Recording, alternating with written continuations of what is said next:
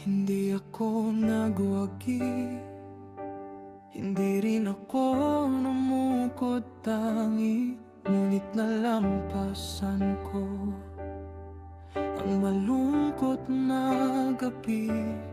Kahit mabigat ang bawat sandali, nang gusto kong bumitaw, pinatatag ako ng pananampalataya ko kay Kristo.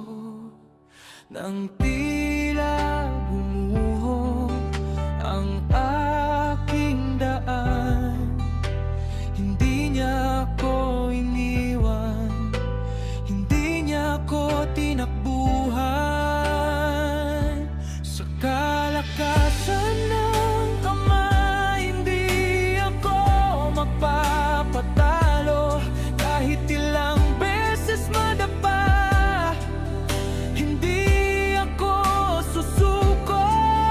Maligaw man ang landas, nananatili pa rin akong nakatayo at lumalaban. Hindi ako susuko. Sa ngalan ni Jesus, narito pa rin hanggang ngayon.